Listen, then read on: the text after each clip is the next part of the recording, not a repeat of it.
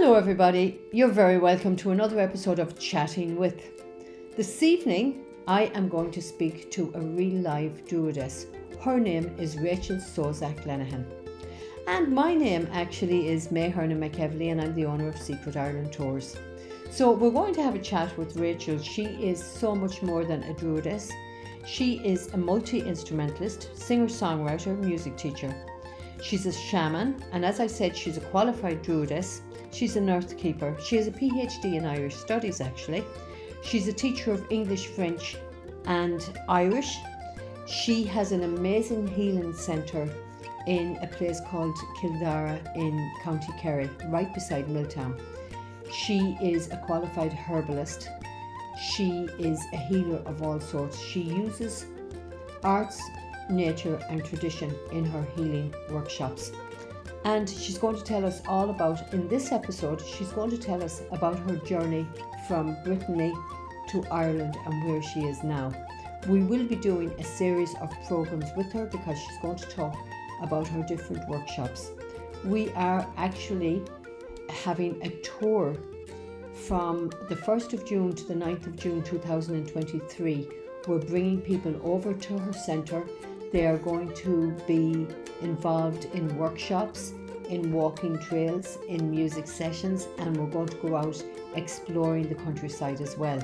But sit back, get your cup of coffee, just relax, or get your wine or whatever you drink at whatever time of the day you're listening to this, and relax.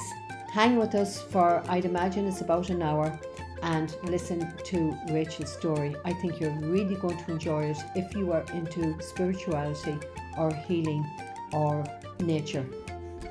Rachel Sozak Lenehan.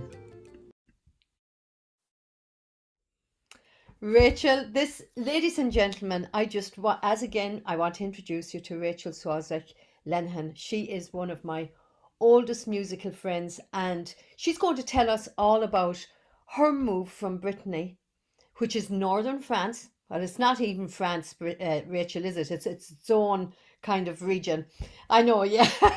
It's its own region. But anyhow, I met Rachel years and years ago. I don't know, would it be 20 years ago, Rachel?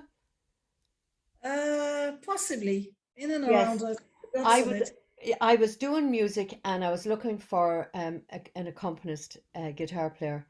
And I don't know how we ended up meeting, but I remember going up to Dublin and I met Rachel for the first time and we became fast friends. She's an amazing musician. She's an amazing healer. She's a qualified druidess. She's a PhD in Irish studies. She can speak a couple of languages. She is a multi-instrumentalist. She has an amazing centre in a place called Milltown in County Kerry. Now it's actually is it Kildare, Rachel?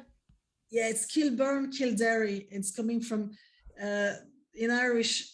Originally, the land here was called the Narrow Wood, and it's near a lot of very special sites, very close walking distance to a lot of interesting things. So, So, okay, we're not going to talk too much about the Healing Centre because we're going to be doing a series of programs. But Rachel, you know something, as long as I've known you, I never actually ever asked you the story of, first of all, your home place where you grew up, and then your journey from there to Ireland.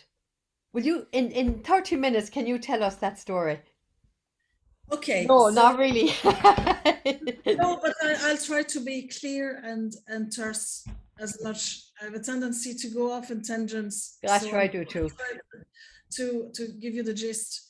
And also, before we start, let me say thank you, May, because you've always been a special person, and I greatly enjoy your talent. You're amazing talent. You're humble, but you're so knowledgeable. You Thank you. know quite a lot, and you're a very clever, articulate uh, artist, a businesswoman, person, a beautiful person. Thank you, Rachel. And I and appreciate that now. I is just totally honest now because I don't, as a druid, in truth, I stand, in truth, I speak, in truth, I serve. So I always do truth. And this is always my guiding conduct line. I Yeah. won't deviate from it under no circumstances. And you never have. I've known you to be a totally down to earth, honest, direct person. Always. I've always known you to be that. So, anyhow, tell us So, about Brittany. Now, first of all, Brittany. So, you would have come from a region in Brittany. What's the name of the place? okay, so let me tell you that I was born in Nancy, which is in the northeast of France, because of the war. And if you want to understand Brittany, it's like the Irish without having ever had their independence. Okay. Yes, I So know. Yeah. they're kind of even more subdued, but it was a country. It was not a region. It was a different country. And because it was open onto the sea, it was richer than France. That's why the clever kings in France says, instead of spending lots of money and having lots of noble men around me resenting me from sending them to war against Britain, let's just marry the Duchess of Brittany. She's 13, and that way we're not making wars, and it's all benefits for me. So what they did that in the 15th century. So you might say, oh, it's a long time, but in fact, it's like Wales, it's like Ireland. It's the people are clannish. There's a lot of Irish.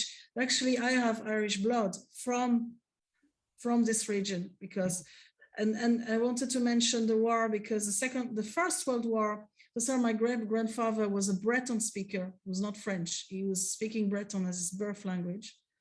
And he was sent in the front in the First World War because they wanted to get rid of all the colonies because we were treated like inferior. We were Celts, we were not French. So they wanted to push cannon fodder, like the Senegalese and the Moroccan Fusiliers. But just to tell you the kind of background and historical, just to paint a kind of a historical, so we need to understand the mindset of the Breton people. So of course, that's how my grandfather met my grandmother, who was half German. And so I mostly have Irish blood, but I have a bit of English, Welsh, Northern Irish, and Scottish as well. Most of and only 5% French in my DNA. So my journey would have been that I've always been a natural shaman. And from my mother line, we're a long line of wise women. My great grandmother was a bone setter, and mom was telling me 2 years ago, still here, that she used to pass on the street and say, "Oh, I'm going to say a prayer for this woman because she's going to die tonight." She was like me, a deaf doula as well. I pass people to the other side, and it's in the family. It's from my mother. It's been inherited. So I always had intuitively. There's always been two paths. I have a balance: intuitive wisdom and the logos, intellectual logos. So it's bringing the two together. So I have a very intuitive path, always connected to my guts and nature and the elements, and that always saved me and my soul. And developing all those powers that we all have, because I'm close to nature. I've always been close to nature. I've developed them. And on the other side of me, it was very intellectual, and I was inquisitive, and I studied law. I studied anthropology, sociology, politics, history, obviously music as well, and in music academy since I was 6. I started. So Rachel, you went to you learned classically first. Yeah, well, because when I started, my big brother is in LA in America, and he's a Grammy Award. He's a blues musician. He plays blues. He played with so many famous people, musicians from Muddy Waters, for instance, but many others. But he put an electric guitar into my hands when I was 6, and I used to learn the drums with barrels of washing powder. Yes. And then for a few years, I was messing, I was playing, and it was really not good the first few years, of course, but it was a great, I learned to play bass, drums, and guitar, electric guitar mostly. And then he gave me a guitar when I was 8. And then from then on, I took classical lessons, and I went to music academy after 3 years. And so yeah, but you see, I've done probably jazz and rock and jazz rock and classical and all all sorts of music, like Scottish, Irish music was obviously I could. First time I felt something moving in my belly was the first time I heard the pipes, the Elan pipes. It was like, oh my God, something that moves. It's like if I remembered, my body remembered. Yes. And it was really physical. And in Brittany, the history is there's lots of wild geese who came there. And that's where I'm related to the Brennans from Limerick. Yeah. That's my Irish roots. That's why if you understand, Brittany is Celtic, because there was the monks in the 6th century, and then after in the 1602 there was the Treaty of Limerick, and you had all the wild geese coming to Europe. So that's how I had these people coming. So I'm coming back home, if you like. Yeah. From Brittany, I'm coming back home. And you'll be surprised. You go to a place in Brittany, you go to a library, and you look at the name of the register of 100 years ago. I was so surprised. Almost 40% were Irish. Really? Wow. Mm-hmm. Yes, and of course there was the Terre-Neuve and the sailors moving to Canada as well. So that's why there's a lot of Breton immigration in Cape Breton, places like that. But so that's what happened. I always had my logos intellect. That was very. I was reading lots of books when I was very young on philosophy and literature and anthroposophy and all sort of initiatory kind of books, spirituality and all that. And I was always connected to nature very deeply. So then, so what brought you then across the sea to Ireland? Well, it was my guts. I felt alive. It was like the case of being in a country, because then I went back to France to live there from Brittany. And when I was small, and then I didn't really feel right. It was not right for me. So every time I would listen to some music, when I looked at the landscape, I felt more alive. And I think it's a very good principle for everybody that's listening. And let me thank you, May, from my heart, and welcome everyone who's listening. Just to say, anything at all that makes you feel more alive, like you're really alive, like you feel with all your senses and more, and you're activated and your brain is switched on. That's what you need to follow in your life. That's your gut feeling, your soul path. And for me, it was Ireland. And at that stage, I was studying English in university, and I was the top of the class. So I was good friend with the teacher, and she said, by the way, there's a scholarship to go with Erasmus, which is a bursary or a grant for Europeans, for a student from a European country, from the EU, to go into another country to study. And so there was a few countries. There was Salamanca in Spain, there was Germany, there was Belgium, Holland, and there was Ireland, Galway. And I think, oh, Galway, Ireland. Wow. I want to go to Galway. And I said that to the lecturer, and the lecturer said, okay. And because I was always chatting at the end of the class with her, and she knew I was really genuinely interested and able to learn. And she put a good word to the guy who was organizing, and I got the bursary. I was paid to go, and I had the time of my life. For the first time, everything clicked into place. I felt home. And it was like a year, Galway, in 1992, a long time ago. It was still, with all the Celtic Tiger, it was still the older Ireland, It is, and even my son lives there, Owen, my youngest son, he lives in Galway. He'd never leave Galway. He would never leave Galway. It's a very special place. For years, I was want to get a house in Galway, but I ended up in Kerry, but that's another story. But so, that's why, because I got that scholarship in 1992, and then I loved it so much.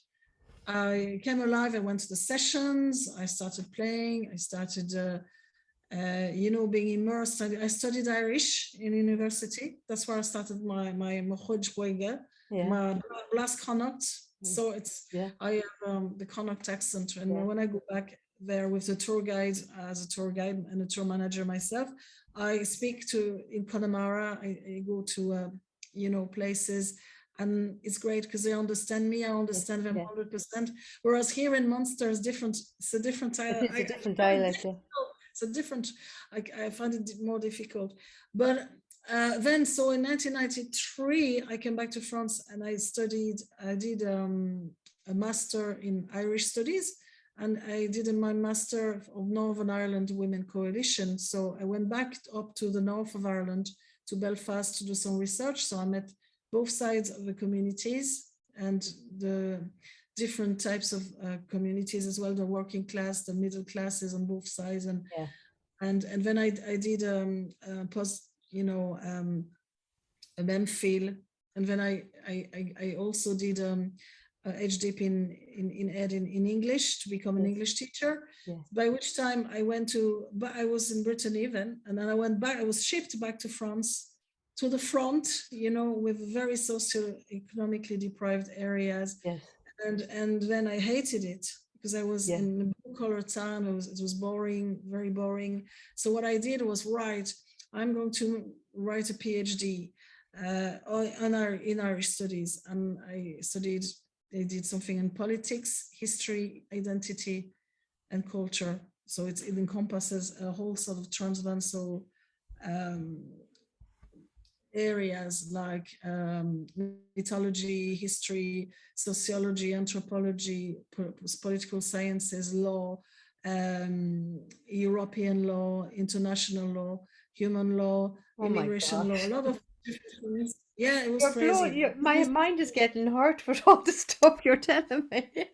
Well, that's Yeah, yeah. So in fact, between 1992 and 1999, I was back and forth in Ireland for studies. I was in UCD summer school as well. So I went to the Yates. So a lot of I met Shinasini.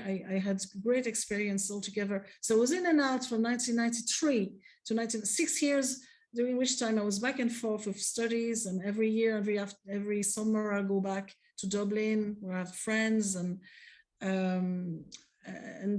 in 1999, I was in my first year PhD, and there was this lectureship coming on, and there's only 3 posts.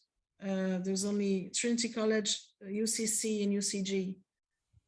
And they gave me UCC, and I gave out. I says, no, I don't want UCC. I want UCG because I was there before, and I love Galway, and I want to teach Galway. Imagine imagine like maybe, I don't know, 1,500 people and three posts. and I've got one, and I said, no, I don't want that one. And did you get it?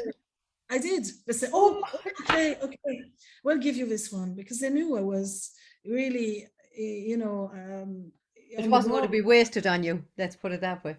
That's it. So I went back, and while in 1992, I came to go as a student in UCG, I became a lecturer in UCG in Rona, Frankische. I was teaching up to master levels in French in the Rona, Frankische. You need to tell the American friends that in university in Galway, Ulster Nagayeva, is the only university in Ireland where you're supposed to be lecturing in Irish. You're bilingual totally. So you can and you're encouraged to speak Irish. And I met a good friend, Maura, who was in Áras na Gaeilge. She was like a lecturer there, because I was staying, by that time I was staying in Connemara by Spidiel. Oh, were you in Spidiel? I was on the back road in Shaunagoran, which is a bog road. You know the bog road to Michaelin? Yes, I do, yeah. You pass the TG Cahir. TG Cahir, yes. This program. I know, because there was a guy that lived up the road there, and you might have known him, Micheál O'Hine. He lived up the road from TG Cahir. Did you know him? He was a piano player. Yeah, did you meet him? Yes, I wow. knew him for years because my ex-husband PJ used to play with him every Friday night down in the Drine on Down in Spittle, in Spidziel. Yeah, yeah, on Spidiel. Yeah, I Yeah, used to play there as well in the corner, the pub in the corner yeah, there. yeah, Yes, I used to there because it was great to see, guys. Ireland, it's a different country. I mean, in France, there are robots. They work. It's boring. In Ireland, you go and it's lively and it's you come alive and you would play in that pub and it would be 11:30 in the winter. It would dark in November. It would go, rain lashing on the main road, and then it will be pitch dark very early. And then at 11:30, people go around the pub and say, by the way, we have a session. in the house. We're meeting at such and such, Yeah, and we will every night there'll be a different house, and we'll yeah, go and we'll be there. And there'll be a session. There'll be people. There'll be a big fire on, and people drinking wine or beer, yeah, and there'll be a room, maybe a bedroom, and everyone will be there, and be musicians playing in yeah, that bedroom, and then another bedroom where people would be discussing or dancing, or there'd be some yeah. other music, Or telling stories. or Did telling you, stories. And the were you, kitchen, were everyone you, would be a cup of tea in oh the yeah. kitchen, standing and talking. It'll be lively because it was so boring and dreadful to be in the dark that people say, we'll keep it lit. Yeah. So come here and I ask you, Rachel, were you there when Tom Forging Tom was alive? Do you remember the singer Tom Forging Tom? Maybe you weren't there. Yes, no, I remember it was a Shamnos, He was a isn't it? channel singer, yeah. I remember him. I Yes, was at, I yeah, were you? yeah. I remember Yeah. him very well. I was at his Uh, funeral. Yeah. because what happened is I learned then Shannos in Connemara with O'Flaherty, a Oh woman yeah, called Murray O'Flaherty, is O'Flaherty at Friends, O'Flaherty Friends. It's a Connemara name. yeah, And I that's the everyone used to eat was one of the biggest reference in Shannos singing. yes, And then I played, when it was very flattering because in 2000 I was living in Indra One. and into after the pub. There was a pub called the The Potting Fortune, I Still, remember, yeah, and I would just turn left into Duna Snilanov, a yeah, little yes, uh, enclosure of the babies, because yeah, that was the unconsecrated ground where the babies were dumped yeah, by if they're out of wedlock, yes. how the cats Well, would chew. I worked my first year after I did my leaving cert. I spent the summer in Indrawan, and I worked in Polo Friel's house. It was a B&B, and it's right Ah, down beside Colosh de Lurgan. oh yes, It's up on the hill from Colosh de Lurgan. yes, So Kalashta, where I worked there for, yeah, the Irish school. it's Yeah. a stone building, isn't it? A Yes, stone building on the right hand yes. side. Yeah, So that's where I worked just on the hill from um yeah. Colosh de So Lurgan. was you just pass this Kalashta and you go up the hill and down the hill past the Pottage Hill and then into That's it. Dunas. Yeah. And I had my private beach. And one day there was a guy who had the double doors overlooking Inisheer, Oh God, it's you know, gorgeous. and a beautiful private beach with seals that I used to go to be Yes. on. Hmm. And one day there's a guy repairing. He came and but I was renting at the time, and he was fixing the bay windows, and I was playing some mandolin or something. I didn't pay attention. I thought it was just a guy, Yeah. repairing like a craftsman. And Yes. I didn't pay attention. I started playing, my mandolin trad tunes, and then he said nothing. He listened, and in the end he said, "By the way, would you be interested in playing with us at the end of Inver in the other side, the Connemara side of it? I Oh forgot the yeah. name. There's another pub there, just Tikulon. Tikulon. no Tikuli, no, not Tikulon, not this one. Another one on the other side of the road. Or Kelly's, was that Kelly's, or was that Tirnanog, or a name like I that? I know think the place. I know the place. I can't remember the name of it. I know what you're talking. I know who you're that talking place, about. and it's fabulous. And you know who they invited me to. At the time, I was paid £20. There's the local guys. He was from Carraro. he was playing with, guess who was playing with? It was Johnny Connolly. Oh yeah, Johnny. Now Johnny, you know where Johnny Connolly lived. He lived on the way. Do you know where the Craft Village is now? yes, of course, Well, in Cardiff. across the road, once you pass the Craft Village, if you go across the road, there's a thatched cottage with another thatched cottage. It's kind of one thatched cottage here and the other thatched cottage. That's where Yes, they lived. I know. It's across from the church, isn't it? It is across from the church, Yes, yeah. yes. So then So how did you get, so you were in Galway and then you ended up in Dublin? when yeah, because okay, but I wanted to say to the people, but I had the honor to play with Johnny Connolly, and I have Yes. a quick story there because this guy was amazing. He could play music for hours and hours and Yeah. hours and turn out tunes after tunes after tunes. And the first time I heard a Sean-Nós traditional was there because you know you have someone at the bar and she's shy and she's Irish and she just keeps to herself. And there's a game, you know, she's been coaxed into saying, go on now, Mary, go on. Yeah. And you have to say that a few times. I go on now, give us one. So she eventually comes and then she starts at the pub where it goes quiet. And everyone's listened to the singing. Yeah. Because it's valued and they still have the respect for the tradition because it's purely traditional. And she starts singing that traditional song and you hold your hand and you keep her going by holding her hand like that. Yes. And it goes on and on and on and on in Irish as well. There's like, it's a whole book, you know, but it's really interesting because it's these old stories that go on and it's a narrative. And you think people in Ireland sometimes they're shy, but there's so much, there's so many stories, there's so much that they hold and they carry so much traditions, especially in this part. So what happened was then after I became a lecturer, I kind of stayed another year, but I thought I was vegetating a bit, you know, and then I met someone from Dublin and we used to meet up one weekend in Galway. One weekend I'll go to Dublin, and after a year I was thinking, okay, you know, maybe I should move up to Dublin. Lawyer, it was a lawyer, and I'm thinking I'm just going to apply to a few places, and it was the Celtic Tiger, so it was great. So I ended up, you know, having a lecturing in DIT, Calvary Street and Kevin Street. So I arrived in Dublin, and Dublin was great because Dublin, there was so much opportunities in Dublin, and I in terms of career and my music, it flowered because I ended up making a bit of money, obviously, start saving up for a place. Yeah. And then I played with so many musicians. I went to the Cobblestones. I played with. There's a good friend who died recently. I don't know if you know this woman called Deirdre Smith. She was a fine fiddler from Dublin. Oh, the name rings a bell with me. I know the name. She dropped dead on Monday, and it was a shock. Yes, and she's only retired from a school teacher, but she's been a brilliant.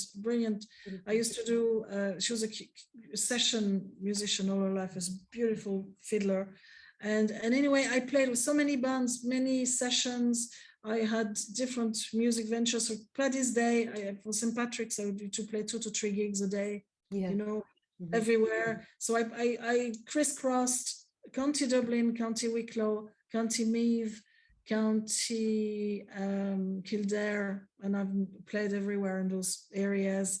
And sometimes, and then I had a guy in Kildare who said, "Would you like to go to China with me?" And I've people from Sligo and people from people from Mayo as well, Westport, a man called Peter Malloy. I know Peter. Yeah, that's Matt Malloy's son. Yes. Yeah. And I played with Matt, and this great thing is in his pubs, Matt Malloy's in Westport. He lives, you know, there's at the back, you go upstairs, there's a set of stairs, and it's like a B&B for musicians. So you go up, because what happens is it closes the door. Yeah. When the pub is closing, and then we keep going and playing. Yeah, of course. You have to keep going. I mean, you know. It's until 4 a.m. So the pub hours are only a warm up for what's coming up after. Exactly. So I ended up going to China and playing traditional Breton music because I during that time I had so many anchor sessions, I started developing. People started giving me musical instrument. I don't know why, they just did. Plenty of people say, "Oh, you have this, and I know you're good with instruments. Here, have it." And I was like, "Oh, okay, a mandolin. Oh, okay, a banjo. Oh, okay, right. Oh, I remember I have a few fiddles from my grandfather. Okay, well, so I was learning and putting things together. I took and then I took harp lessons in Dublin because I was teaching classical guitar at some stage in Calmore College in the place where the Fures come from, Mm-hmm. Ballyford. And then this woman, Mary Farrell, was also teaching the harp there. She was also a colleague in DIT, but in the music department teaching composition. And now she's a very famous composer, and she's writing harp music, and she's a classical teacher in Manchester Academy of Music. But at the time she was a colleague, and I said, Anne-Marie, would you fit me in next September for harp classes? So then I took harp lessons off her, and Yeah. I always wanted to play the harp. So I but I had lost, you see, all these years I learned all the ballads, all the ballads, all the tunes. I did sessions. I did those all sort of sessions and singing sessions, and Yeah. the place, in Parnell Square where you had that sing club as Yes. well. Yeah. And That's the Goaling Singers Club. and Goleen, yes, Yeah. and it was, and then I kept all these years. When I came back, I kept learning Irish as well. So I kind of had art test kind of level. I was able Yeah. to have a good level, and eventually became an Irish teacher as Yeah. well. But um, what I'm trying to say is I explained how it developed. I never Yeah. thought it was a journey. I was only playing the bass, the drums, and the bombard from Yeah. Brittany, the Yeah. traditional. I was writing my own music in Breton, in English, in French, mostly English and Breton, and a bit of Irish as Mm-hmm. well. And I ended up playing with plenty of musicians, plenty of Mm-hmm. famous people.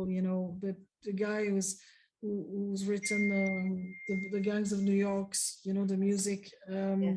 flute player there. I played with Frankie Gavin.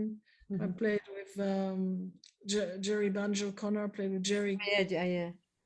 Plenty of musicians. Yeah. Yeah. Plenty yourself. Your son's And beautiful. actually, yes, and Rachel actually, she actually gave her time and she backed one of my songs on one of my CDs as well, which was a great thing. I enjoyed that. And I think you did a Baron on one of my Yeah, songs as yeah. well at the And time. actually, Rachel too. Rachel, do you remember the time? Rachel is a psychic medium as well. She's very in tune with everything. Because do you remember the time I brought you up to Carrowkeel and we went into the underground passage too? Oh, and I know, that night, Mm-hmm. uh, I was staying in your bedroom downstairs. Mm-hmm. You kindly let me stay at your place, and I had a sea car reptilian coming to me, Uh-huh. and because he was upset that because they live under The on the ground. mountains, he came, and because I passed the poor soul into I was a soul. I could see her. She was a Iron Age woman, or Yes. maybe yes, Iron Age or Stone Age, maybe, I'm not It would sure. have been, yeah. But she had very thick hair, and we knew it was that time, very Yeah. long ago. And she was pushed. She was like sacrificial, 18-year-old, probably virgin Yeah. young girl, and she died screaming. And when I was in that with you in that stone little hut, Yeah. I could feel that I relieved. And this is my job. I'm cleaning the land here as And I well. remember you saying that at the time they were talking and the language that you were listening to that day, it was too old, you didn't understand it. It was older than Old Irish. I remember Yes, you saying that at the time. yes, I think that was the ancestors. And Yeah. since then, I've been back as a tour guide near Creevy and Carrowkeel as well, Yeah. and all these places. And I'm aware that they did a lot of bone studies and Yeah. into the origins of the old Irish, that the prehistoric Irish. It was very interesting. But yeah, and then that was one of my first time meeting a sea car in my third eye, and I was not Yeah. afraid, because I'm not Oh, afraid. yeah. Your Yeah. place, your place had a few visitors, May, at Oh, the time. it had a lot of visitors. My house, my stone cottage, just to let people know, I lived, before I came over here, I lived in a 300-year-old stone two-story house that was absolutely without a shadow of a doubt. It was haunted. But Totally. I had two people I had two men who looked after me all the time, because they lived beside, or they walked through. I built an extension on the back of that house, and there was a house down the other side, one side of my house, and they used to walk up behind the house to the well, which was the other side of the house. But I built the extension of the kitchen, so I think they used to come through the kitchen. But I think there was more than just those two men. There was there was a few other Oh, but people, but I never felt alone in that house. no, and I remember it was my friend Bernie, and we were. But I'm so used to haunted houses. Sometimes I had a gig in the other side of the country, where that place, the young fellow got Kevin Barry, Yes. where Kevin Barry was. There's a statue there, and I played a gig, and the young fellow says, "Oh, you said my mother's no problem." There was a battlefield there, and I said to the mother the next day, "It was very castle around here," and she says, "Yeah, it's just 3 miles up. There's a big castle." Because all night I could see knights killing each other, Oh, like oh God, yeah. medieval battle. So I was so really tired after the gig, and I said, "Lads, kill each other, but please leave me alone. I want to No, sleep." yeah, just go away. Yes, But there's a lot. so that brings you to where you are now. I mean, So, okay, so you see, I go away, then go away again. But in between, I had back and forth with France, building up the skills, the academic skills. And I always kept both the yes, music and branching out with the music and branching out, because in Dublin, there was so much opportunities. I became a lecturer in intercultural studies. I did community music work with travelers women in Finglas, travelers women. So I heard all their songs, are yeah, beautiful songs. Their travelers songs are very yes. special. I did community And work again, with those people had great healing powers as well, and they had great healing traditions. Biddy Early and in County Clare, and Yeah, yes, and they still have a very strong respect for the tradition. Maybe not the younger generations, I'm not too sure. I know. Yeah, But anyway, so then after that, I knew that I wanted to go back to the West, because the West is, for me, I went to go away first, and I found my soul. One day, my feet connected to the ground. It's like there was roots growing, and I felt like the sun was sucking me and saying, "Yes, you're home." hmm, And I was thinking, do you know what? I can do the PhD or not. I don't care, because I feel the connection now.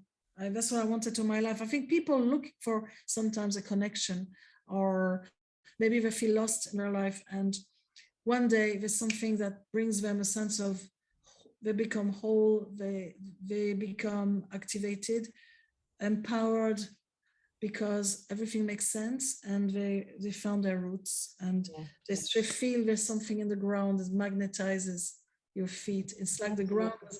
was saying, stay, and of Yeah, course the yeah, music in Monroe's everywhere. Galway is a great musical place. I played a lot with sweet musicians. I was busking as well, getting my £9 after at 10 o'clock when I was a student there. So I I with know. £9 at the time, you could eat, could feed Yeah, yourself for a day or two. It was brilliant. yeah, It's always been very vibrant musically, and creative and colorful.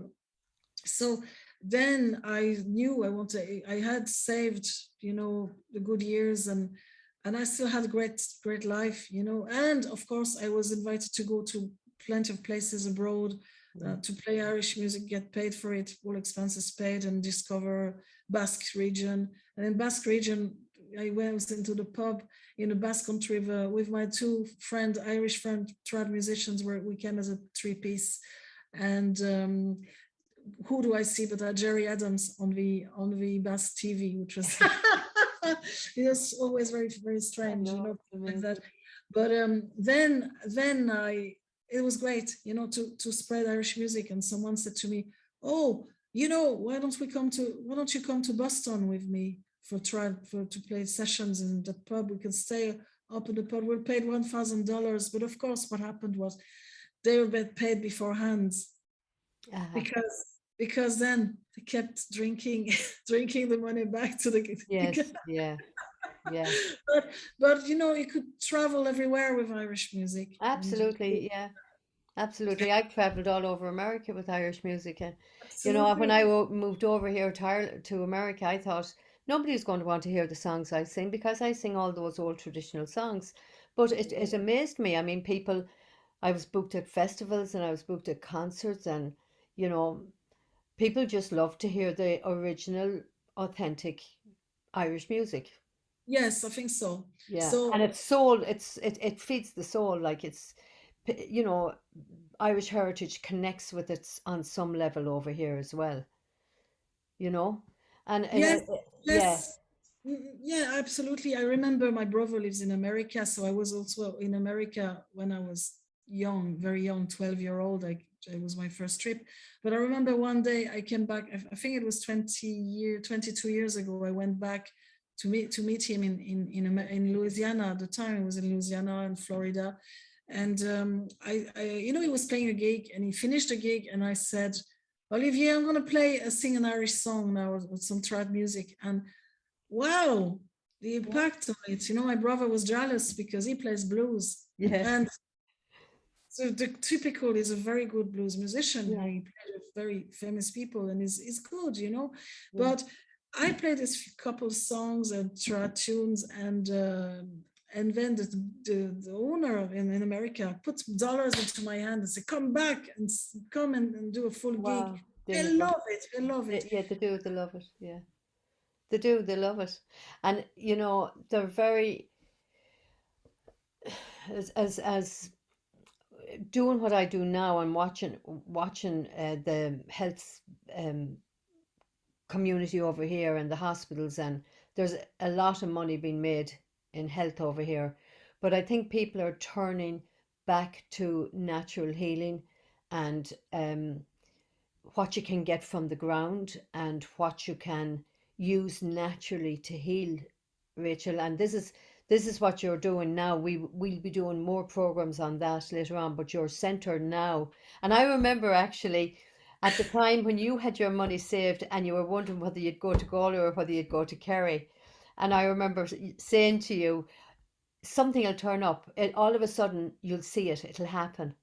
But I dreamt of the place before I found it. Because I meditated, and I put crystals by my bedside. I was meditating every day. I was meditating for a You're couple hours. visualizing it. Oh yes, and I visualized, and I've been to China. I've been and I had messages from the Himalayas. Remember, I had visions of the monks in Himalayas. I could see things and I could hear, and I said I knew exactly what I wanted. I sent out a very clear intention. I said I You want did. something beautiful. I want a beautiful place, a peaceful place where Yeah. people can connect to beauty and peace and healing. Yeah. Peace, beauty, and healing. And you And I got said, every single bit of it. absolutely. And I dreamt of the place before, and it was exactly this. And I ended up, it was exactly, so Yeah. it was meant to be. And just now it's my music school is open, and I'm doing healing and herbal remedies. I do a lot of different things to deal with art, nature, and tradition. So Mhm. I'm teaching many instruments every day, every week. Yeah. And I different styles as well. Different. My oldest student is 65, and my youngest is 6. Yeah. Ah, She's, that's fantastic. And music in itself is a very, very healing way to there's things go. that we need now. Crucially, these times, we need to come together We do. as a species, the human race, one race, and under Mm. the race species, maybe Native Americans, maybe in Africans. It doesn't matter. We're all human. We're all Yes. human, Yeah. and Uh, music. brings people together. Yeah, music does bring people together, but knowledge of healing brings people together as well. Because for anyone who's listening to us, Rachel Center, it's a healing center, and it's so much more than just a healing center. There's ancient stones all around. There's ancient walks. Oh, yes, Um, yes, yes. Mhm. she'll be teaching. We are doing a tour in 2023 from June the 1st to the 9th. We have an ambassador over here in America called Mary Jane Brigger, who is an amazing spiritual healer. And we're taking about, I think, about 24 people. We're bringing them over to Rachel's healing place. Rachel is going to be doing 5 different workshops, and there's going to be 2 evenings where she's going to take us out walking around the sacred grounds around her place. She's going to explain to us about the trees and the shrubbery and everything that grows there and what you can do with it, like Yes. herbalism. She's going to be teaching us. We're going to be enjoying the sounds of crystal bowls, and I'm so looking forward to that. And there's so much you're going to be doing. So much you're going to be getting people to connect with themselves and their DNA and everything. But during for the next few weeks, whenever Rachel has time, because she's extremely busy, we will take each workshop or each way she has of what she does, and we're going to talk about it in depth. But for 2023, if you're into natural healing, if you're into music, if you're into just finding yourself and finding your soul energy, and you're finding out about your DNA, this Um, is this is definitely a place for you to come to. Activating and remembering who you are, because you have everything within you. But sometimes you go to a place like Ireland, is very special, very special. It's still very old and wild, especially in Kerry Yeah, here, but everywhere in Ireland. But there's an energy which is slightly different everywhere. So yes, there's different. I'm a sound healer as well. So and the herbalism, it's so topical, because you don't necessarily need to get a very expensive medical route. You can just go out into the land and pick yeah. up exactly what you You need. need, yeah, because And it's it's there. out there. It's there. It's out It's there. there. For every disease, there is a cure from the Exactly. land. Absolutely. And that's what the amazing thing is all around on my land, I can cure a lot of things. Yes, and you have done. Yes, and I'm still doing it every day. Yeah. I go into that more in details. Yes. Like this Yeah. week, I spoke about the music. Really, that was my driving force, but also was Yeah. the nature. I could hear the sea. I connect to the land. The land speaks to me. Yeah. The land Yeah. was telling me, I'm sick, help me. Yeah. So I was drawn to come back to the land, because we need to honor the land. Yes, we And do. you've got the Native Americans with a land connection in Yeah. America, Yeah. generally in the States and Canada, and also Southern America. But in Ireland, you had the Druids. The Yeah, the Druids, Druids, yeah. And there's the farmers, even to this day, there's a lot of them who that and we, yes, people call it superstitions, but it's not. There's a lot of, they have rituals and they have traditions and they stick to them, and the land is very, very important to the farmers of Ireland. It's part of them. I mean, there's a man that I've actually be bringing, a group that we're going in May. His name is Pat Noon, and he oh, has, I know, yeah, but Pat. Pat has a very, very special farm, so I'm bringing people there. There's a fairy fort there, and there's wow, yes. fairy, and he has Well, a standing stone, and he has. Oh, it's amazing what he. It's a but magical place. The land in Ireland is magical, Rachel. you see, I'm married, and I have a second house in Anascole, and in Anascole, I can take you to a ferry fort and Oh, also a standing brilliant. stone. Yeah. Well, we'll do So that. as Oh, well. and I'm coming home in April, so I intend to go. I'm flying in on the 20th. I'm staying in Dublin on the 20th, and then I come and I have a friend, and I'm bringing her down south, and we're going to stop at your place. When is it going to be? It's in Let me know. April, so it'll probably be the 21st or the 22nd of April. Oh, definitely. Oh, Yeah. absolutely. That Yeah. would be fantastic to Yes. see you. And we will Yes. discuss further and how to formalize things, but be sure that um, you what I do is I facilitate you. You have everything within you, Yeah, but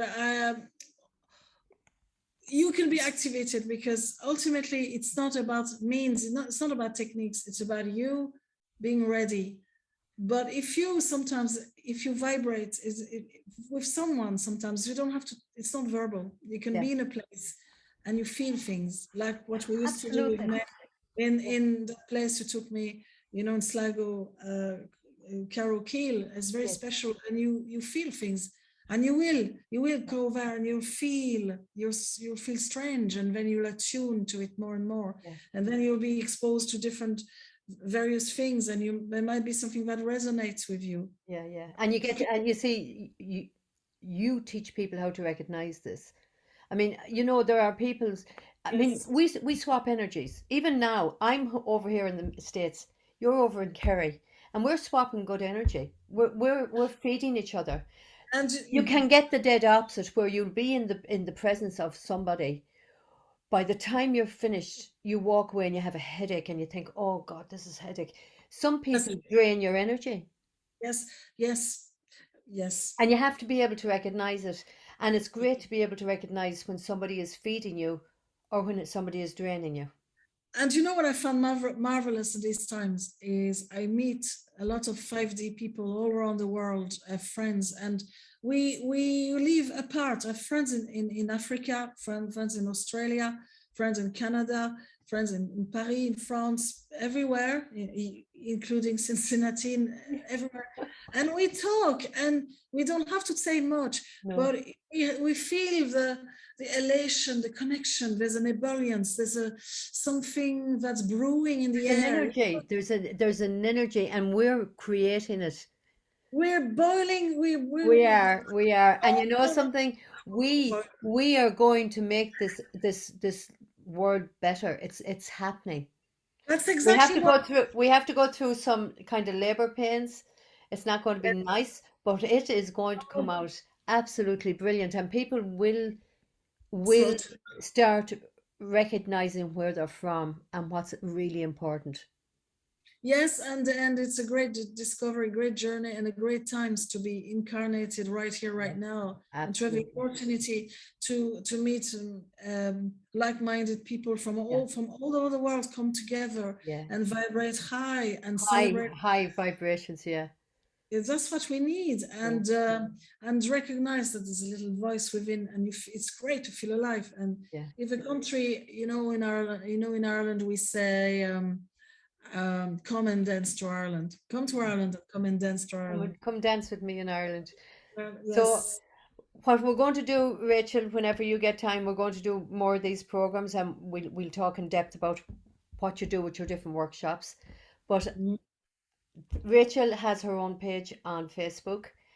She has her healing center. You can see more of about the tour on secretirelandtoursllc.com and our Facebook page, Secret Ireland Tours. But you will see Rachel again, and keep an eye out for her, because it's going to be very interesting the next few episodes, because we will be talking in depth about her center and what she does and how she teaches, and it's going to make us feel good even to do the programs, Rachel. You know, even if Yes. people can't go there this year or next year, they'll go there eventually. But it's all about connecting people, and it's all about sharing our energies, and creating high vibration, and moving from one density or one level into another. So we're going to do And it together. we'll do it together. It's fantastic because May is a fantastic person, a very talented artist, a very articulate woman, very intelligent. She we know what pain is. We transmute it, and everyone can is doing this. We're all transmuting. We take the heavy vibrations and we changing them. We're transmuting them into something lighter and Yes, better for everyone. The world has to come together, and this is why this is an open place for plenty of exactly. people to come and share, Yeah. and and go on their own journey of discovery. And actually, just one more thing, I think that is very, very important as well. And I'm not lecturing people here, but The powers that be like to keep you afraid and keep you in a state of fear all the time. Try and get your mind above it and say this is an illusion. Fear is actually an illusion and it's a habit. And as bad as things might look, they want you to see it that way. You can see it a different way. But when I was 16, I finished on this May. Yeah. When I was 16, I have a great book my mother gave me, was Happiness is Within. And one of the main thing was you create a reality with your thoughts. And whatever you think, you attract, because the universe will hear, oh, I'm afraid of. Oh, you're afraid. You want more of afraid of. Yeah. Okay. So if you're afraid, you'll create more situation where you want to be afraid. But if you realize, if you start saying, wow, I'm free, I can co-create. So I can choose, okay, I can choose to really not be afraid. And when I had in your bedroom, in your old Sligo house, that sick car, it was pissed off. It was really annoyed, aggravated that I came, and it was trying to scare me. It was in my third eye, trying to scare me. It was an ugly face, like a devil, very aggressive looking. And I said, oh, darling, you look really, I was not afraid. Yeah. And that's the key. And exactly. Fear disables you. Yes. Hunter activates you, and you can hurt yourself by saying, I don't need to feel fear. I'm free, I'm powerful, I have the universe within me. Yes. I'm fractal of source. I'm not telling people what to think or which value to have. But it's just a way of, instead of saying, well, oh God, we might all die, or there might be a third world war, or this virus is going to get us. There won't be. I can guarantee you. There won't be. There won't be. No, there won't be, because nobody. These people, the people that are promoting all this carry on, they only want to have you afraid so that they can control you. But fear is an illusion. Worry is an illusion. But high energy and happiness is a state that we should all kind of strive to reach and to be. And it would change the whole world if people just decided, okay, I'm not thinking that way, I'm going to think this way. I'm going to be happy. I might be childlike happy, but I'm going to be happy. We're going to play music, we're going to learn stuff, we're going to heal, we're going to sing, we're going to dance, we're going to tell jokes, and we're going to be happy. And I tell you something, the land is amazing, and there's a sense of wonder. Always follow the path of wonder, of the wondrous, of the childlike wondrous, marvelous. And I had that this afternoon. I've little things. I had a butterfly coming. I sit on my grove. There's a butterfly came up to me. There was a bee came to my colorful clothes. I have a big trunk of wood now that is on my land because there was a storm, but I have this way, 4 trees went down. So I have a new area that's been totally resurfaced and reconfigured. And I have that big trunk, and I said, oh, that's like a nice seat. I think I'm going to move that to my grove so people can sit on this lovely trunk. And it's being creative, and then my hands were out and the cat was playing, and you look at the beautiful mountains. You look at the beautiful camellias in bloom and all the flowers. And I set my potatoes yesterday in the Sheila's Day, the day after St. Patrick's. It's called the Sheila's Day in Ireland. Did you get it done before 3 o'clock in the afternoon? Well, it was 4 o'clock maybe by the time I finished. I'll tell you, my father-in-law from Os Rushinamania Garna, he had this tradition. They had to have the potatoes sown by 3 o'clock on St. Patrick's Day. On St. Patrick's Day. Yeah, on St. Patrick's Day, it had to be done by 3 o'clock. They had to be sown by 3 o'clock on St. Patrick's Day. Because here in Kerry, we set them the day after St. Patrick's. Yeah. It's just these lovely traditions from different places, isn't it? Yeah. But it's great to be setting your own potatoes, because you dig the ground and you have you're not depressed, because something in the ground is antidepressant. So you don't get some little antidepressant. You just put your hand to the ground, plant potatoes, and And if you walk barefoot on the grass, it takes all the static out of your body as well.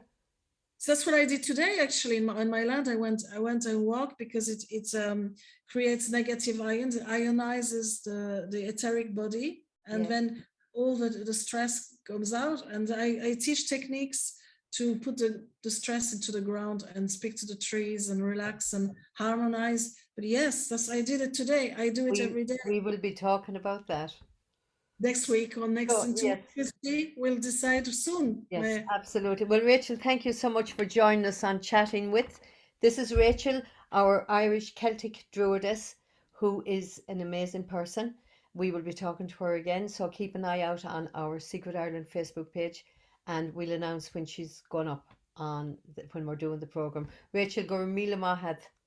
Oh, tá fáilte ród a mé ó cara gosúlagam go mé galah le túsa le garid Go Mila Mahad. go buchas le dia. We say le kun of day here in Because Lydia and Anna, I used to say. Oh, yes, thank yes. you so much, everybody. And if you have any questions or any comments to make, we'd like you to please like and share and subscribe to our YouTube channel. And please, if you have any questions, just do it below, and either myself or Rachel will definitely answer them for you. And keep an eye out for our Chatting With our Celtic Druidess again. Okay, thank you. Slán go fáil.